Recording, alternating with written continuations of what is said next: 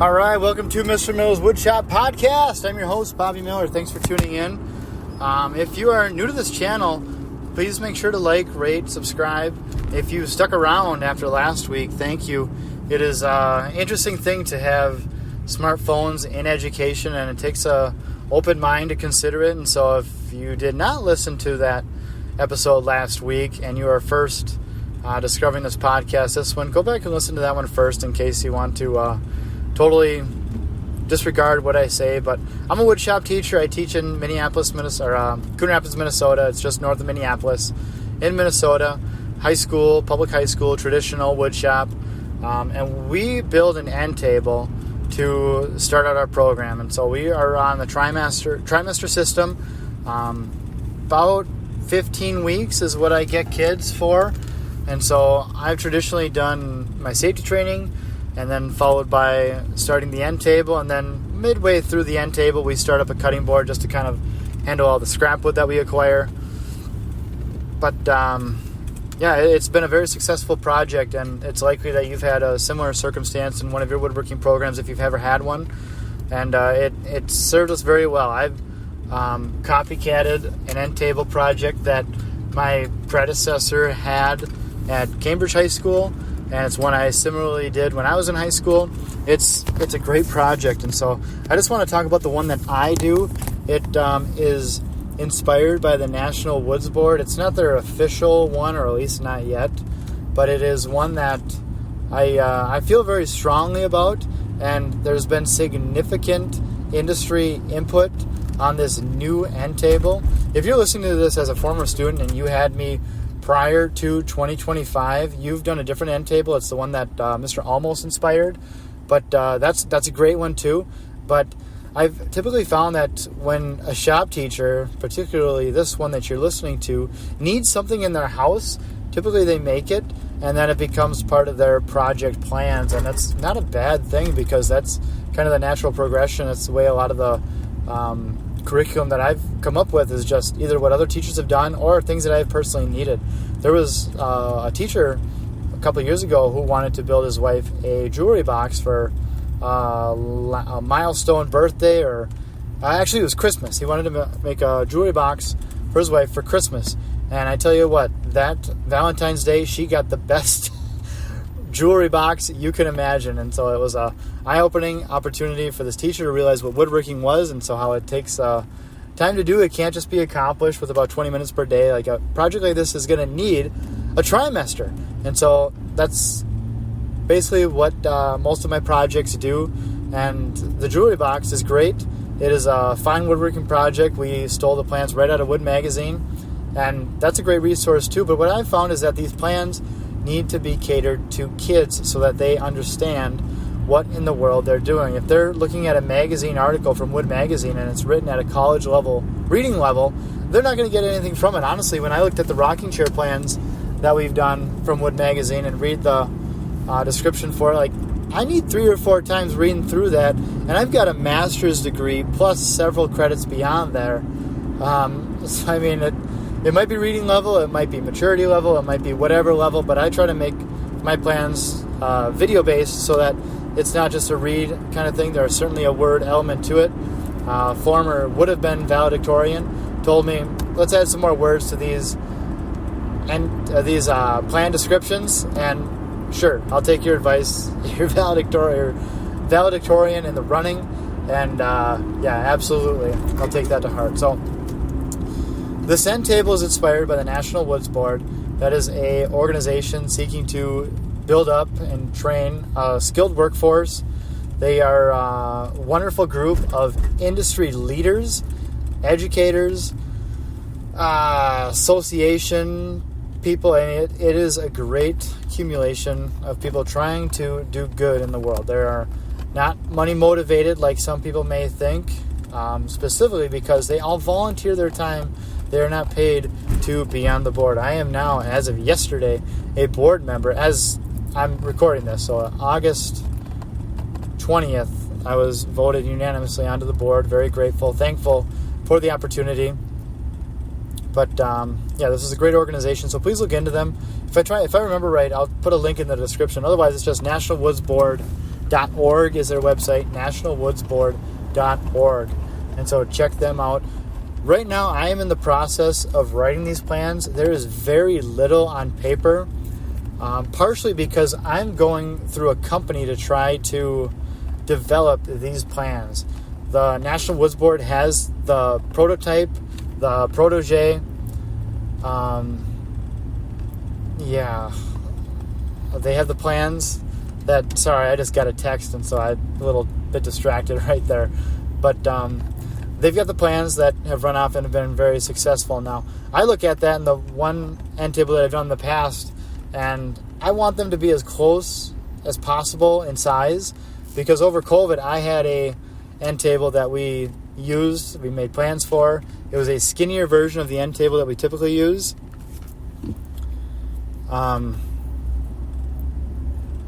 But the kids didn't like it as much. And it's probably because it was smaller, and there was kind of a hierarchy established in the years after that of like, oh, did you make the big end table or did you make the little one? Like, all the same processes were used, all of the same things, and it's probably just me trying to keep in mind the pride of a high school teenager, but it's also the fact that I want this piece of furniture to sit in this student's living room for the next 30 years.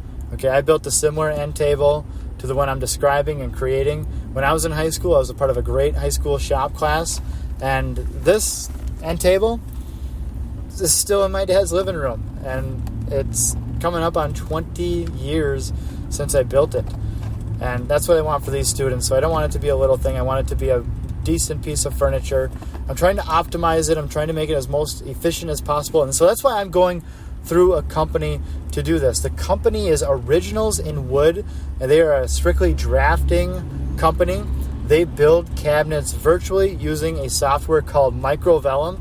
If you know anything about me, I think a whole lot of Microvellum. They're big in the National Woods Board. They are big into education. They will give any Woodwork Career Alliance edu member a seat for free. They have offered it to my district, the biggest district in Minnesota. We have not accepted the offer, but I have it on my computer because I've been granted the ability to have it on my computer. But anyway, long story longer, Originals in Wood is the company that is drafting this end table for me, and it's just been a couple phone call conversations between them and I, and maybe I should back up a minute. I met these folks at a Microvellum social event after the AWFS fair in Las Vegas. They met at the hotel that they were staying and kind of hosted us for a little bit, and I just sat down at the table with these gentlemen that looked friendly, and I kind of knew one of them.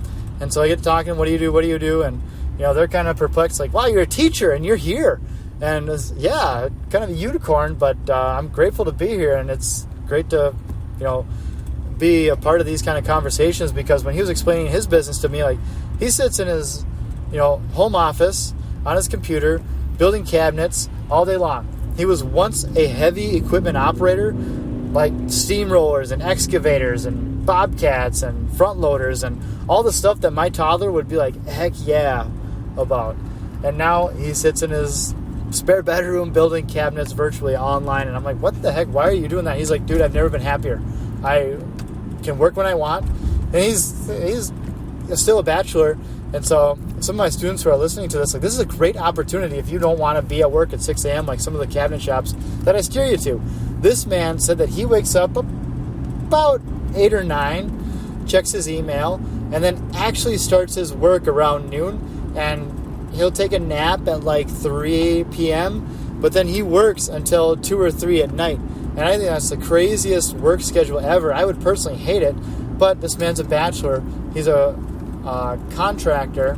He can work when he wants, and he said that it actually works well with a lot of the shops that he works with that want the plans ready for them by 6 a.m. So when he wraps up his day at 3 a.m., he's sitting with lots of time on his hands. And so that's interesting. He is doing this all pro bono, where he is not charging the school or me any money to do it. And I've cataloged that. And this is a pretty penny that they charge for custom jobs like this, because we had to have a couple conversations about the construction style. And he's like, well, why are you doing that?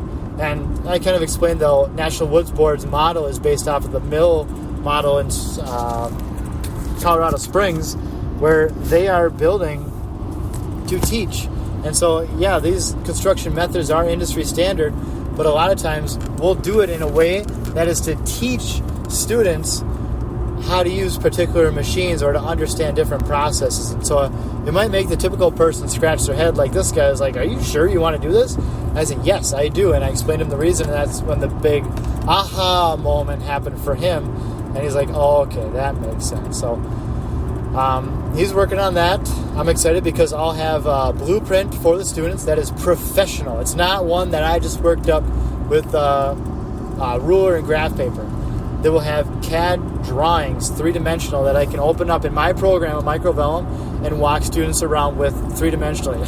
I'm not on video right now, but I'm gesturing with my hands, and so it's kind of nice to be able to see it rather than just explain it like we would in class in the good old days, right? Now we'll be able to see it in three-dimensional view, and most importantly, this is how cabinets are made in the industry. I've worked at several cabinet shops. I have gotten in contact now with dozens of cabinet shops in our area, and this is the way that it happens. And so I want to closely mirror that. I'll create plans like I have in the past where they're video based this upcoming year. It's going to take some time. The first time I did this, I did it all inside of one trimester, and it almost killed me. I've gotten considerably better at it, but we're also expecting a baby around Christmas time, and so I'm not going to be staying too late to accomplish this feat. I need to get home on the home front where I'm mostly needed, but I am so excited to do this. And if the National Woods Board takes this on as their curriculum, or if we work together in a pair, this project, it could be a really cool thing, and I would love to market it to any shop teacher who is interested. I'm not getting any money on this. I'm not advertising this to score points or do any kind of like monetary thing. It's the right thing to do. It's helping more kids. And if you got anything from last week's episode, primary mission is to do what is best for kids. And so that's what I think I'm doing here. And it's fun. I would not be doing this if it weren't fun. It's a good thing. It's fun to do. It's fresh, and I'm very grateful, and I'm hopeful that you stick around for the ride. And so please make sure that you follow me on all the social media that I'm on. I'm Mr. Miller's Woodshop everywhere: Instagram, Twitter, LinkedIn, Facebook, X, YouTube. Please comment, interact with me on there so I don't just feel like a crazy person. I'm getting a lot of comments based off of last week's episode, and so say a prayer for me, because it's an interesting time that we're living in, and so I'm hopeful that cooler minds will prevail, and that we can have an open-minded conversation where we're thinking about what's best for kids, right? And so thanks for tuning in, folks. Talk to you next week. Goodbye.